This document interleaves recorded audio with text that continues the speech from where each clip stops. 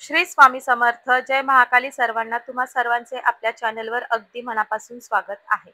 धनत्रयोदशीच्या दिवशी आपल्याला 13 दिवे लावायचे असतात. 13 ठिकाणी आपल्याला दीपदान करायचे असते. धनत्रयोदशीच्या दिवशी दानाला अत्यंत महत्त्व आहे. आपल्याला धनतेरसच्या दिवशी 13 दिवे दान करायचे आहेत. आता हे दिवे दान कसे करायचे आहेत याविषयी या संदर्भाची माहिती आज आपण या व्हिडिओमध्ये पाहणार आहोत, म्हणून व्हिडिओ अगदी शेवटपर्यंत पहा. सर्वात प्रथम धनतेरसच्या दिवशी 13च दिवे का दान करावे, तर धनत्रयोदशी म्हणजे त्रयोदशीला आलेली आहे म्हणून आपण 13 दिवे दान करायचे असतात. आता हे 13 दिवे आपण दान केल्यामुळे आपल्याला काय मिळणार आहे, तर आपल्याला हे दिवे दान केल्यामुळे 13 पटीचे पुण्य मिळणार आहे. प्रत्येक ठिकाणी आपण एक एक दिवा ठेवल्याच्या नंतर त्यांच्या स्मरणार्थ आपण तो दिवा ठेवल्यावर आपल्याला त्याचे पुण्य मिळत असते.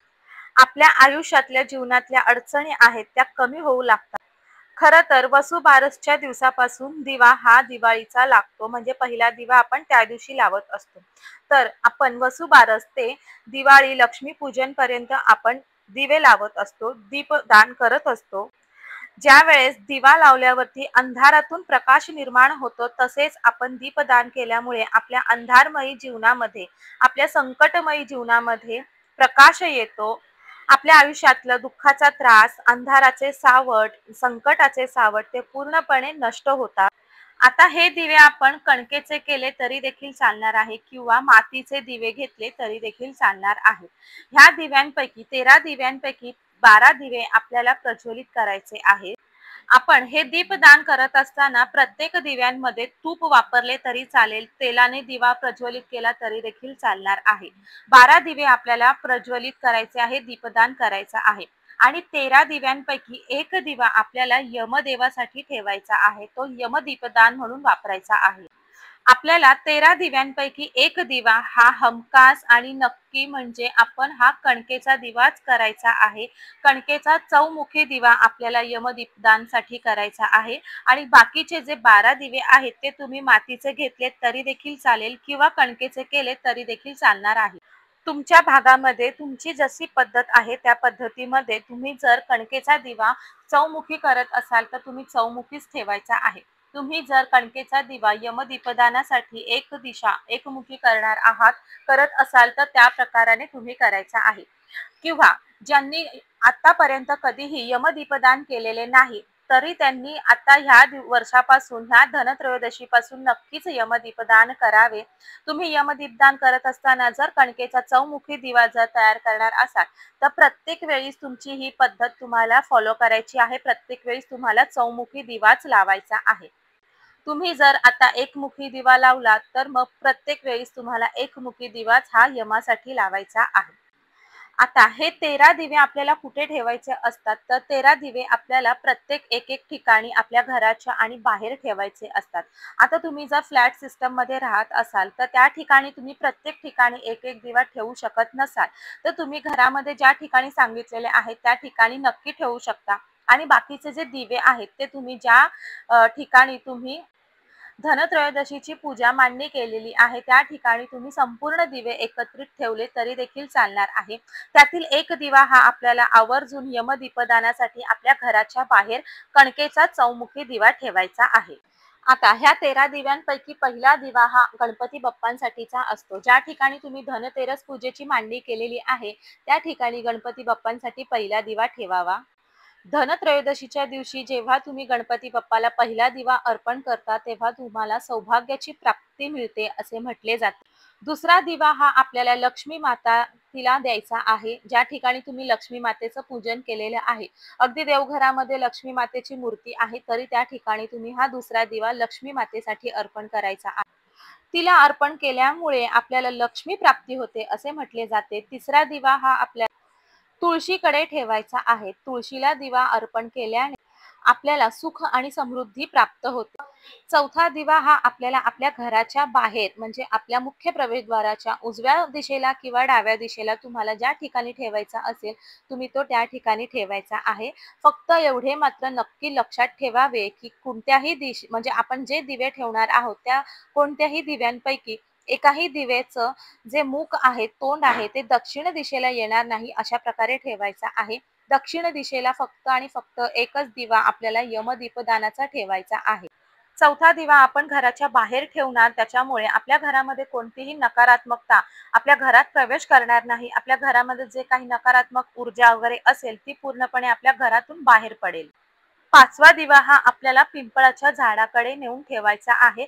पिंपळाच्या झाडाला अर्पण करायचा आहे. पिंपळाच्या झाडाला आपण जेव्हा हा दिवा अर्पण करतो तेव्हा ते मोहरीच्या तेलाचाच दिवा असावा, हे मात्र नक्की लक्षात ठेवावे. पिंपळाच्या झाडाला आपण मोहरीच्या तेलाचा दिवा अर्पण केल्याने आपली आर्थिक संकट कमी होतात असे म्हटले गेले आहे. सहावा दिवा हा आपल्या आसपास ज्या ठिकाणी मंदिर आहे त्या ठिकाणी त्या मंदिरामध्ये जाऊन तो दिवा अर्पण करायचा आहे. आता जर तुमच्या आसपास कुठे पिंपळाचं झाड नसेल, मंदिर नसेल, तर तुम्ही पिंपळाच्या झाडाचा दिवा आणि मंदिरातला अर्पण करणारा दिवा हा तुम्ही तुमच्या देवघरामध्ये मंदिरासमोर तुम्ही ठेवू शकता. सातवा दिवा आपल्याला आपण ज्या ठिकाणी कचरा डब्बा ठेवतो, कचऱ्याचा डब्बा ठेवतो त्या ठिकाणी आपल्याला ठेवायचा आहे. आठवा दिवा हा आपल्याला शौचालयाच्या बाहेर लावायचा आहे.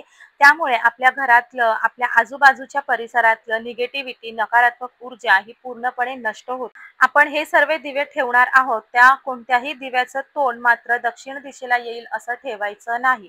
फक्त दक्षिण दिशेला यमदीपदान करणार यमाचा दिवा ठेवला जातो. नववा दिवा हा आपण आपल्या घराच्या छतावर अगदी उंचावरती ठेवायचा आहे. आता हा दिवा तुम्ही तुमच्या टेरेसवरती ठेवता तरी देखील चालणार आहे.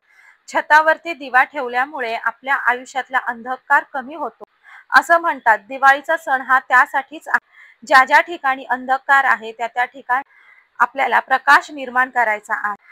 आणि आपल्या सुद्धा आयुष्यामध्ये तेवढाच अंधकार आहे, तो अंधकार पूर्णपणे नष्ट होण्यासाठी, आपल्या जीवनामध्ये पूर्णपणे प्रकाश येण्यासाठी, सकारात्मकतेचा प्रकाश येण्यासाठी आपल्याला हे दिवे नक्कीच लावायचे आहेत, दान करायचे आहे.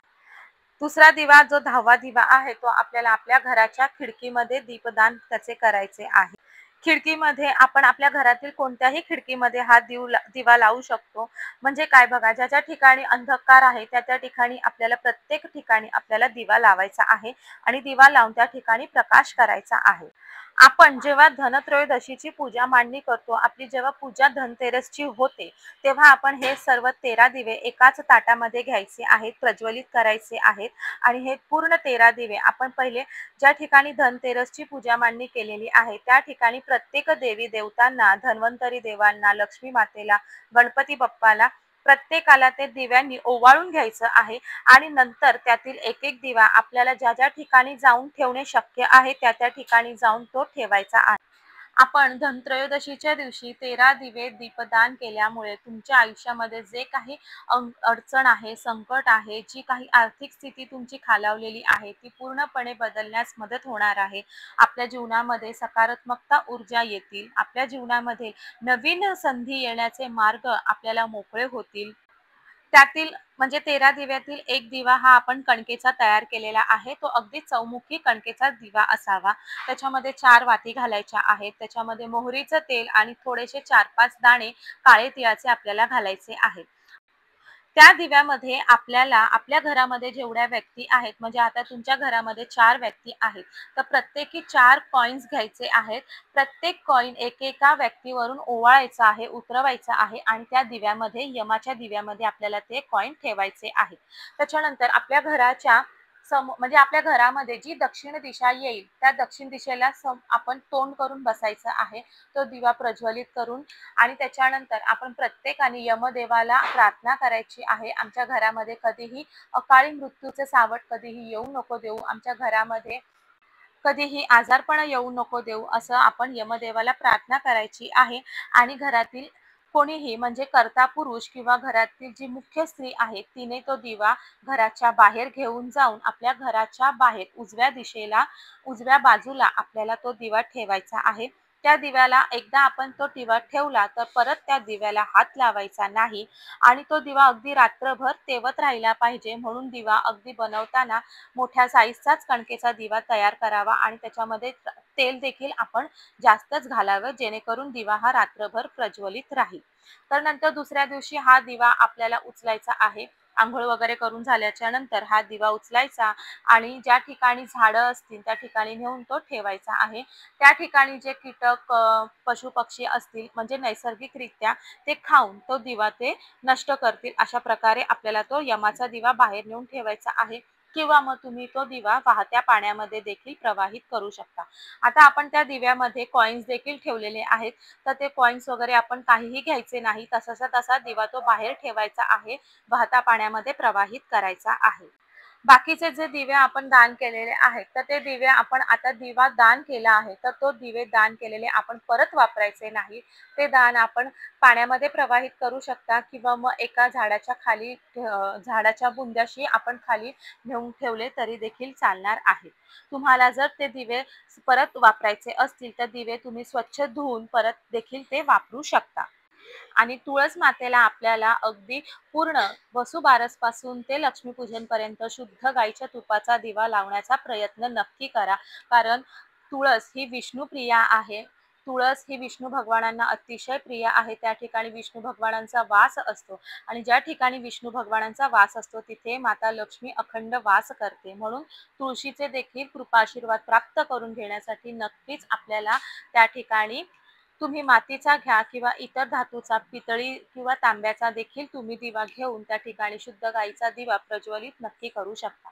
तर आजची ही माहिती तुम्हाला उपयुक्त वाटली असेल, आवडली असेल तर नक्कीच आपल्या या व्हिडिओला लाईक करा, जास्तीत जास्त शेअर करा आणि आपण चॅनलवर नवीन असाल तर सबस्क्राईब देखील करा. धन्यवाद. श्री स्वामी समर्थ.